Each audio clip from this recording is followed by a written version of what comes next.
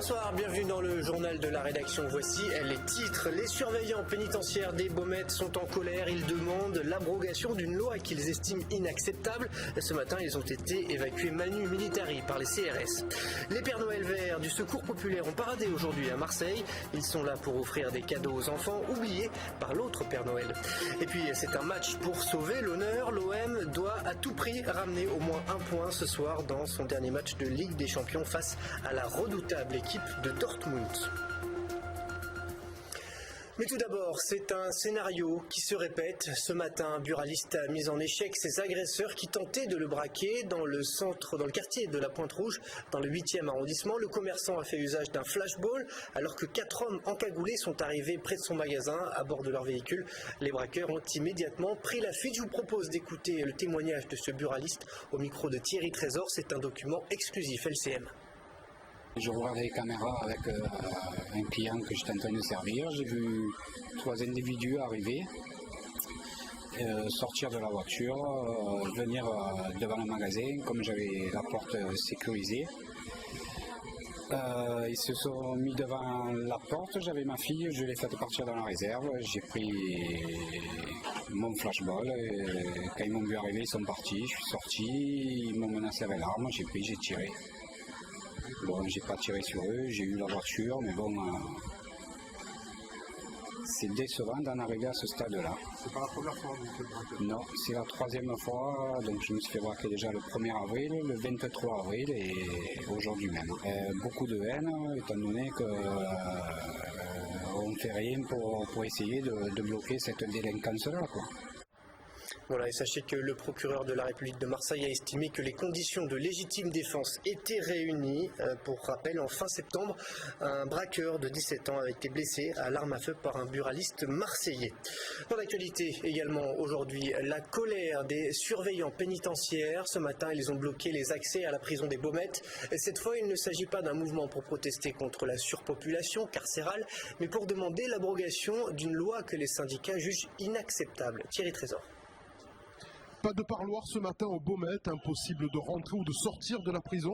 Plus de 200 grévistes ont organisé le blocage afin de crier leur colère contre 2 articles de loi. L'article 57 qui nous interdit aujourd'hui de fouiller les détenus systématiquement après les parloirs et des fouilles systématiques sur des thèmes de sécurité qui sont quand même aujourd'hui pour les personnels pénitentiaires des gestes professionnels, et l'article 29 de mettre en place des pseudo-syndicats pour la population pénale.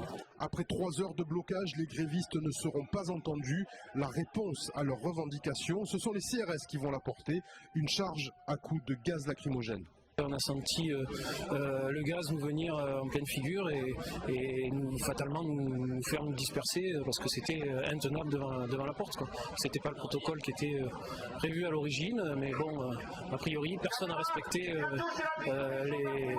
les discussions qui ont été faites auparavant. Et voilà, la réponse elle est sans appel, quoi. Voilà, on nous prend toujours pour des citrons, pour de la merde. Et en attendant une éventuelle mise en place d'états généraux, le Tour de France de la mobilisation des personnels pénitentiaires s'achèvera par une grande manifestation nationale sur Paris.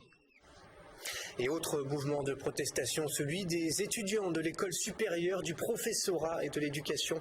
Cette formation toute récente a été mise en place pour remplacer l'IUFM supprimée par le précédent gouvernement. Les étudiants craignent d'être mal préparés pour leur concours. Ce matin, ils étaient une centaine à manifester et à bloquer le site de la Canebière. Romain Péric.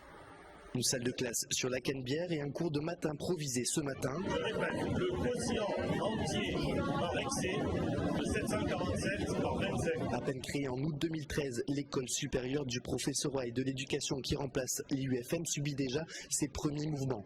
Depuis vendredi, les étudiants bloquent les sites et protestent contre les réductions de budget et la modification des formations de première année par rapport aux préparations de concours de professeurs des écoles. Ce qu'on reproche à la direction, c'est qu'ils le savent depuis que la maquette a été accréditée, donc ils le savent depuis fin août qu'il allait falloir faire des restrictions d'heures. Ils ne les ont pas fait au premier semestre, ils nous ont laissé des enseignements dont nous on considère qu'ils n'étaient pas primordiaux pour la préparation préparation au concours. Et maintenant, au second semestre, on va nous enlever des enseignements. Et clairement, on a eu la direction hier qui nous dit qu'on aura des réponses précises mardi. La récente réforme entame des changements profonds de la formation. Le volume horaire, par exemple, des premières années préparant le concours devrait être réduit de 50 à 150 heures, ce qui devient un véritable casse-tête chinois pour la direction afin de contenter tout le monde. Donc on est en train de travailler, sauf qu'il faut un peu de temps pour le faire. On leur a demandé, on leur a dit qu'on leur apporterait des réponses très précises sur tous les points qui est interpellés mardi prochain, puisqu'il faut qu'on réunisse l'ensemble des responsables de formation, qu'on voit un peu comment on peut faire pour que ça marche. Après une assemblée générale en fin de matinée, les étudiants et formateurs en colère ont décidé de maintenir le blocage du site jusqu'à mardi. En parallèle, ils demandent que la réunion soit avancée vendredi pour sortir de cette impasse. Et puis pour conclure sur cette page consacrée à l'actualité sociale, un mot sur la grève qui perturbe le trafic SNCF depuis la fin de cet après-midi.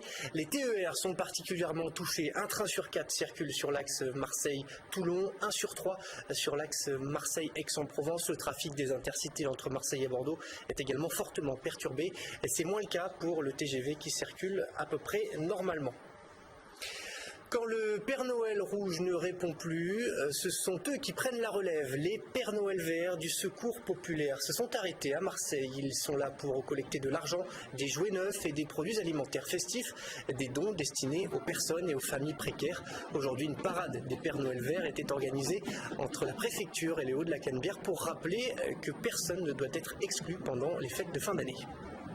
Aujourd'hui, tous les enfants de Marseille se sont mobilisés pour collecter les fonds, pour pouvoir acheter des cadeaux neufs à des personnes qui n'ont pas les moyens de s'en acheter. On permet aux enfants justement d'être acteurs et auteurs de solidarité à travers l'action des Pères Noël verts. Ils s'organisent pour les autres et en même temps ils s'organisent dans leur tête. Et je pense que pour un enfant aujourd'hui, c'est très important que le Secours populaire soit là aussi pour les aider à s'organiser et à devenir des citoyens actifs et responsables. Ce soir, l'OM va jouer pour l'honneur et c'est peu dire. Les Olympiens ont pour l'instant un 0 pointé en Champions League. Il faut donc absolument gagner, mais face à la redoutable équipe de Dortmund, la mission paraît quasiment impossible. Rudy Dahan. Ce soir, l'Olympique de Marseille n'aura pas la tête dans les étoiles. Si c'est bien un match de Ligue des Champions dont il s'agit, aucun enjeu. Le club est d'ores et déjà éliminé de la compétition.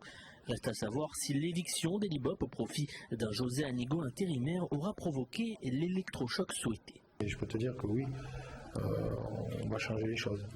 Dans tout ce que j'ai dit tout à l'heure, dans l'état d'esprit, dans l'engagement, il y aura certainement beaucoup de choses qui vont changer. Quand on voit tout ce qui se passe, quand on voit les résultats qu'on peut avoir, quand on voit la manière dont on peut perdre certains matchs, si on ne comprend pas qu'on ne fait pas ce qu'il faut, on ne fait pas les bonnes choses, si là on ne le comprend pas, on ne le comprendra jamais. Mais ce match n'est pas forcément la meilleure façon de relancer la machine. En face, une équipe vice-championne d'Europe qui doit impérativement s'imposer pour espérer continuer dans cette compétition. Et du coup, les Allemands comptent bien profiter de la situation. Là, c'est une phase assez compliquée pour Marseille, on va dire, en ce moment. Et bon, voilà, il va falloir en profiter, je vais dire. On vient confiant et déterminé. Pour Dortmund, l'objectif sera d'aller chercher les étoiles ce soir. Pour l'OM, il faudra éviter de voir celle du chaos et espérer que les astres soient positionnés de la meilleure des manières au-dessus du Vélodrome. On passe à notre invité du soir.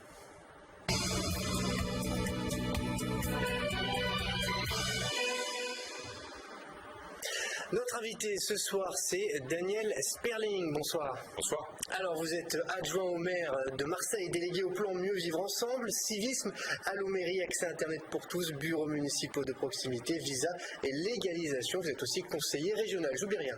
C'est parfait. Bon, alors ce soir, vous êtes là pour nous délivrer un premier message. Il faut s'inscrire sur les listes électorales, c'est bien ça? C'est majeur pour participer à la vie citoyenne à Marseille. Aujourd'hui, nous avons quasiment près de 18% d'inscrits supplémentaires par rapport à la dernière élection municipale de 2008, sachant qu'on a jusqu'au 31 décembre pour s'inscrire. Et oui, il reste à peu près 20 jours, c'est court, hein? C'est très court et nous avons décidé donc d'ouvrir à partir du 15 décembre jusqu'au 31 les 23 bureaux municipaux de proximité qui vous permettent de vous inscrire entre midi et 2 jusqu'au soir 17h30 pour permettre à tous les Marseillaises et Marseillais de venir s'y inscrire. Avec, je crois, un bureau municipal de proximité en plus, à partir de demain. Absolument, nous inaugurons demain matin le nouveau bureau municipal de proximité de Saint-Barnabé, qui va permettre de rendre la totalité des actes administratifs pour ces Marseillaises et Marseillais qui habitent dans ce quartier, puisque ce bureau était fermé depuis 2009. Comment faire pour s'inscrire sur les listes électorales? C'est extrêmement simple. Vous allez dans un bureau municipal de proximité, soit vous attendez, soit vous pouvez vous inscrire immédiatement en téléchargeant le CERFA, qui est un document administratif à remplir, avec un justificatif de domicile de moins de 3 mois et une carte nationale d'identité. Soit vous vous déplacez donc dans le bureau et vous présentez ces documents à la personne qui vous reçoit, soit vous déposez dans une urne directement dans ce bureau, ou alors vous envoyez directement cela par la poste et la division des listes électorales vous y inscrit. Alors, je l'ai dit quand je vous ai présenté, vous êtes aussi adjoint au maire à l'accès à Internet pour tous, donc j'en profite de vous voir sur ce plateau pour savoir si Marseille a enfin comblé son retard dans ce domaine, dans le numérique. Écoutez, Marseille devient une smart city, Marseille devient efficace, innovante, participative. C'est une volonté de la part de Jean-Claude Gaudin, maire de Marseille, de faire en sorte de lutter contre la fracture numérique et la fracture sociale. Alors ça passe par quoi ça? Alors on a mis en place un rapport avec tous les opérateurs pour permettre d'avoir l'accès, je crois que vous le voyez sur toutes les affiches aujourd'hui, la 4G à Marseille, donc tous les opérateurs proposent cette 4G à Marseille, de permettre à des gens qui ne peuvent pas se payer les accès à Internet, notamment dans les habitations à loyer modéré, de permettre à ces personnes-là d'avoir le triple play à 4,20 € au lieu de 19,90 €, ce qui était une gageure. Triple play, donc c'est télé, Internet, absolument, et téléphone. Et puis les bornes Wi-Fi, c'est ça? Alors écoutez, nous avons effectivement fait en sorte que tous les Marseillaises et les Marseillais, dans la totalité des secteurs de Marseille, dans toutes les mairies de secteurs de Marseille, puissent avoir accès à Internet gratuitement toutes les 30 minutes et se reconnecter toutes les 30 minutes à travers leur mobile. Et ça marche? Et ça marche, bien sûr. Les gens l'utilisent? Les gens l'utilisent. C'est aussi la capacité avec votre mobile demain,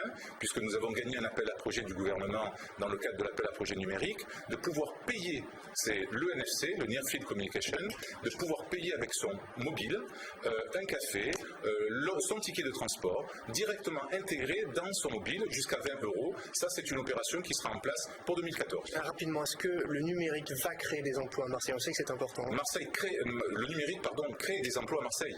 Nous avons aujourd'hui plus de 10 000, cet écosystème a identifié près de 10 000 emplois sur cette ville. Ce n'est pas assez et c'est pour cela que nous développons un grand nombre de projets qui va permettre de développer l'emploi à Marseille. Merci Daniel Sperling d'avoir répondu à nos questions. Je rappelle que vous êtes donc adjoint au maire, on ne va pas tous les dire, mais aux bureaux municipaux de proximité et à l'accès à Internet pour tous. Merci à vous. Et merci à vous de nous avoir suivis. Prochain point sur l'actualité à 22 h avec le 22 minuit. Toute l'actu vue du Sud, où j'aurai le plaisir de vous retrouver. Et je vous dis donc à tout à l'heure.